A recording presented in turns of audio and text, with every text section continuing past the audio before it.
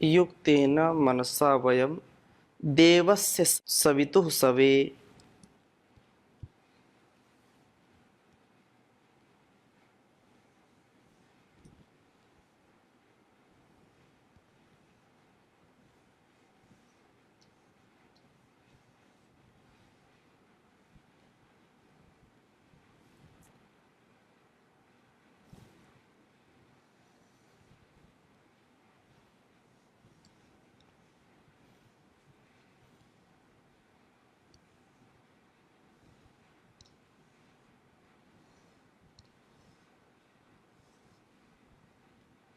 देवस्य सवितुः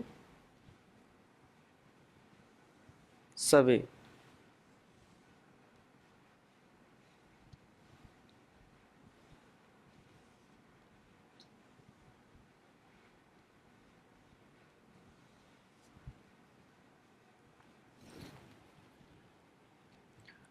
स्वर्गाय शक्त्या।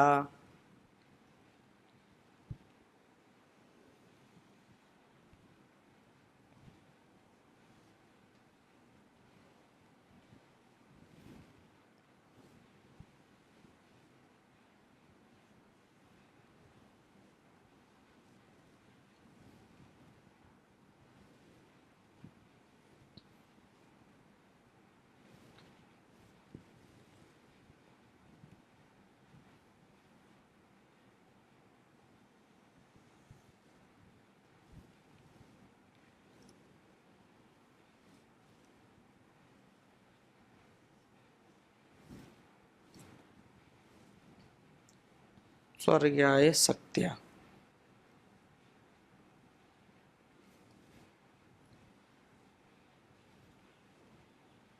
यजुर्वेद के 11वें अध्याय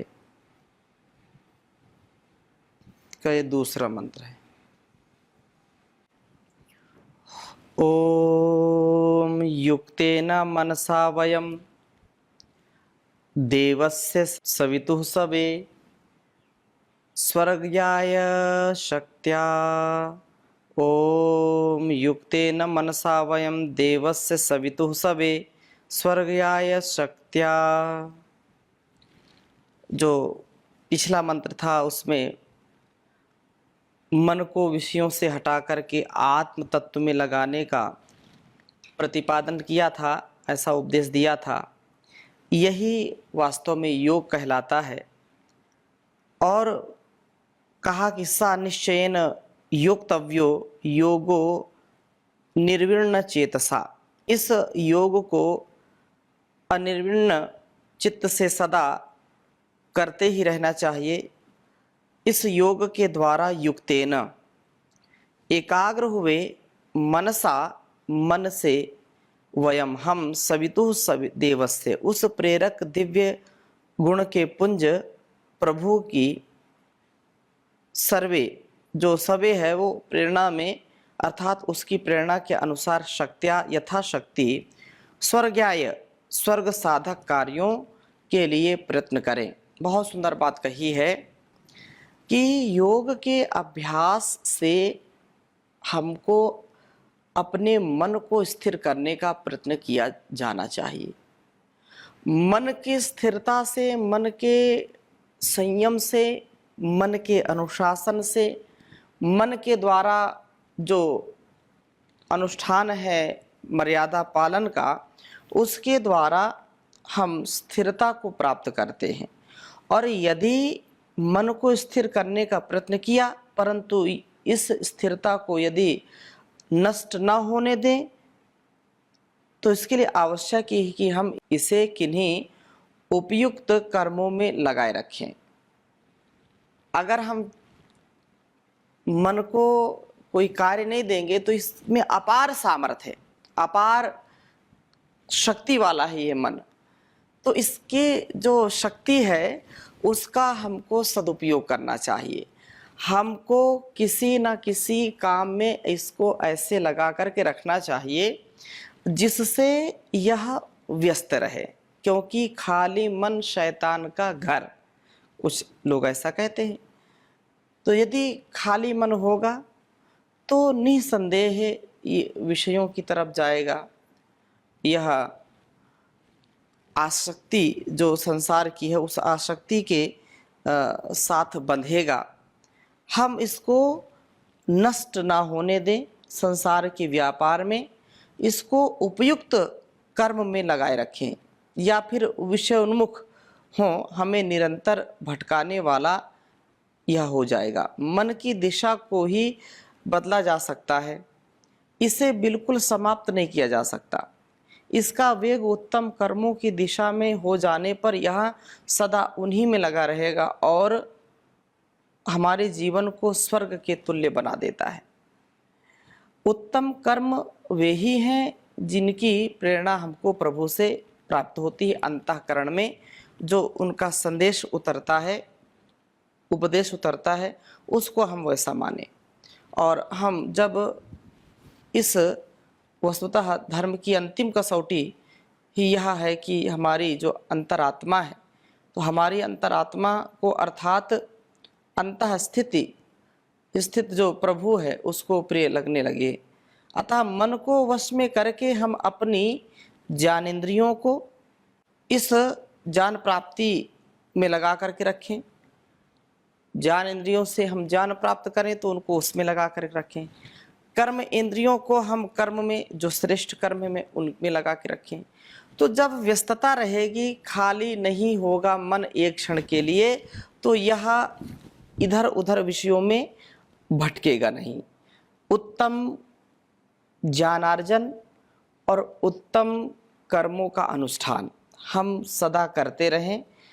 इन कर्मेंद्रियों को यज्ञ आदि दान पुण्य और सेवा सत्कार परोपकार के उत्तम कर्मों में व्यापृत रखें, इनको व्यस्त रखें, और वही वास्तव में जीवन को सुखी बनाने का यह एक सुंदर उपाय है। यही सच्चा कर्म योग है। अकर्मण्य पुरुष का मन फिर पापों में जाने लगता है, अतः इसे उत्तम कर्मों में ही लगाए रखना। मन को युक्त करें, प्रभु से आदिष्ट कर्मों में उसे यथाशक्ति लगाएं, और यही स्वर्ग प्राप्ति का एक सुंदर साधन है कि हम अपने निजता को, अपने उस सुकर्म को प्रभु के समर्पित करते हुए करते जाएं, और फिर जो कुछ भी प्राप्त होगा वो अच्छा ही होगा। इसमें हमको लेश मात्र कष्ट नहीं होना चाहिए, कोई परेशानी नहीं होनी चाहिए, क्योंकि प्रभु का सारा संसार है और प्रभु के ही द्वारा यह शरीर और यह साधन जो कुछ भी हमको मिला हुआ है उसी का है। इसलिए उसको समर्पित भाव से हम जी सकें, आत्मस्थ होकर के कर्म योग कर सकें। कर्म योग बहुत ही सुंदर अनुष्ठान है। बहुत सुंदर बात कही है, ईश्वर का ही है जग सारा, ईश्वर से नहीं कुछ भी प्यारा। ईश्वर का ही है जग सारा, ईश्वर से नहीं कुछ भी प्यारा। मालिक है वह सारे जग का, एक वही सबका रखवाला। मालिक है वह सारे जग का, एक वही सबका रखवाला। ईश्वर का ही है जग सारा, ईश्वर से नहीं कुछ भी न्यारा। अपने संचित कर्म भोग से जो जितना सुख पाता है, उतना उसको सहज भाव से बिन मांगे मिल जाता है। प्रेम मगन मन से जीवन में अपने धन का भोग करो, जो पाया संतोष करो, पर धन का लोभ मत ही करो। ईश्वर का है यह जग सारा, ईश्वर से नहीं कुछ भी न्यारा। मालिक है वह सारे जग का, एक वही सबका रखवाला, एक वही सबका रखवाला। तो हम ऐसा सदा ध्यान रखें, ऐसा ज्ञान हमारे जीवन में उतर जाए कि हम उस प्रभु की आज्ञा का एक बार भी उल्लंघन न करें। तो यह आगे भी बहुत सुंदर बात कही है, इंद्रियों का संयम होगा, मन का संयम होगा तो जीवन और हमारा सरल होगा।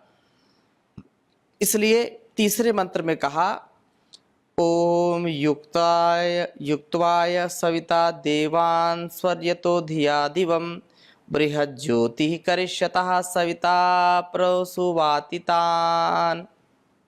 बहुत सुंदर बात कही है कि सविता मन, बुद्धि और इंद्रियों को उत्तम प्रेरणा देने वाला योगी, स्वर्गाय शक्त्या, शक्ति के अनुसार स्वर्ग साधक कर्मों को करने वाला है। यह स्वर यतः यज्ञादि उत्तम कर्मों से स्वर्ग की ओर जाने वाली देवान, इन इंद्रियों को युक्त्वाय मनोनिरोध के द्वारा आत्म तत्व की ओर लगा करके धिया, अर्थात जो बुद्धि है प्रज्ञानों से युक्त जो है, तो प्रज्ञानों से दिवम प्रकाशमय बृहत जो वृद्धि के द्वारा आत्म तत्व की ओर ले जा करके वास्तव में दिवम प्रकाशमय वृद्धि की कारणभूत ज्योति और ज्ञान की ज्योति परमात्मा को जो है करिष्यतः आत्मीय करता है। इस प्रकार सविता यह आत्म प्रेरणा देने वाला योगी तान देवान, उन प्रकाशक इंद्रियों को प्रसुवाती प्रकृष्ट प्रेरणा प्राप्त कराता है। ये बात कहें कि सविता इंद्रियों को उत्तम प्रेरणा देने वाला योगी है, तो योगी इंद्रियों को बहिर्मुखता से हटा करके अंतर्मुखता की ओर ले चलता है। यही इंद्रियों का युक्त करना है, क्योंकि ये परांचिकानी वितृत स्वयंभू तस्मात् परांग पश्यति न अंतरात्मना। ये जो हमारी इंद्रियां हैं ये बहिर्मुख हैं, ये बाहर के ही व्यापार में, बाहर इस संसार के ही व्यापार में लिप्त रहना चाहती हैं, क्योंकि जो भी इस संसार का भोग है, क्षणिक सुख है, उसकी ही प्राप्ति में और उसमें कितना कष्ट उठाना पड़ता है, कितने जो है लोगों की बातें सुननी पड़ती हैं, कितने प्रकार के अपमान सहने पड़ते हैं। इस तमाम चीज़ों को भी ध्यान में हम रखते हुए यहाँ पर जो बात कही है कि हम उनको अंतर्मुखी बनाएं, इंद्रियों को अंतर्मुखी बना करके हम आंतरिक सुख की अनुभूति कर पाएंगे। एक जैसे बाहर का जगत इतना विराट जगत है, एक अंदर का जगत है जिसमें पूर्ण शांति भी है, पूर्ण आनंद है और विस्तृत इतना कि आप ध्यान मग्न होकर के लगातार आप उसका दर्शन करते रहें। तो यह एक बहुत उत्तम बात है कि हम अपने आप को इस पर लगाने का प्रयास करें और इसी के द्वारा हमारे जीवन का कल्याण होगा। ऐसा अपने जीवन में अनकंडीशनल सरेंडर रखते हुए, मतलब समर्पण की पराकाष्ठा, जहाँ पर समर्पण की पराकाष्ठा है, जहाँ पर हमको कोई शर्त नहीं लगानी कि बस ये जीवन तुम्हारा, तुम्ही को है अर्पण, लगा दो किनारे इसे मेरे भगवन। मैं पथ से गिरूं तो मुझे थाम लेना, दया करके सद जान देते ही रहना। ये सोया है मानव, इसे तुम जगा दो, लगा दो किनारे, इसे मेरे भगवन लगा दो किनारे, इसे मेरे भगवन। तो हम ऐसा जीवन जी सके जिससे हमारे संपूर्ण जन्म जन्मांतरों के जो कुसंस्कार हैं उनका क्षय हो सके, उनका नाश हो सके। तो यह बात यही कही जा रही है कि इन इंद्रियों को जो अंतर्मुखता की ओर ले चलता है, यही इंद्रियों का युक्त करना है। यज्ञादि कर्मों से यह उन्हें स्वर्ग की ओर ले जाने वाला बनाता है। बुद्धि के द्वारा उस प्रकाशमय बृहद ज्योति अर्थात परमात्मा को अपनाने वाला होता है। यह इंद्रियों को सदा उत्तम प्रेरणा देता रहता है। हे आँख, तूने भद्र की जो है और ही देखना है, अर्थात मेरी दृष्टि कभी कुदृष्टि न बने, मेरे कान अच्छे शब्द ही सुने। भद्रम कर्णे भी श्रृणुयाम देवा, भद्रम अक्षभेर यजत्रा, पश्चिम अब अक्षभेर यजत्रा। तो हम 100 साल से भी अधिक इन आँखों से देखें, कानों से सुने, इसके लिए शुभ का आधान करें, अशुभ का आधान न करें। यह हमारा सौभाग्य कि हमको मनुष्य का जीवन मिला है। और मन्नात मनुष्य, मननशील होकर के, चिंतनशील होकर के जो जीवन जीते हैं वही वास्तव में श्रेष्ठतम होते हैं। इन इंद्रियों को सदा उत्तम प्रेरणा देता रहे। हे आँख, तूने भद्र देखना है, हे कान, तूने भद्र ही सुनना है। और इस प्रकार यह इंद्रियों को सचमुच देव बनाता है। जो सच्चा साधक होता है वह जहाँ भी है आनंद में हो और त्याग तपस्या में हो। इंद्रिय संयम यज्ञ को करते हुए हम स्वर्ग साधन कर्मों को ही करें और ज्ञान प्राप्त करें, परमात्म दर्शन के लिए प्रयत्नशील हों। इंद्रियों को सदा उत्तम प्रेरणा से युक्त करें। उत्तम प्रेरणा जब होगी तो निसंदेह हमारा संपूर्ण यह मानवीय जीवन देवत्व से युक्त हो जाता है, देवत्व का भाव आ जाता है हमारे जीवन में। इसलिए हम मन और तन का सदा स्मरण कि इसका कार्य क्या है, इसकी गति प्रगति कैसे हो, जीवन का सदुपयोग कैसे हो, इसको हमको जरूर याद रखना चाहिए।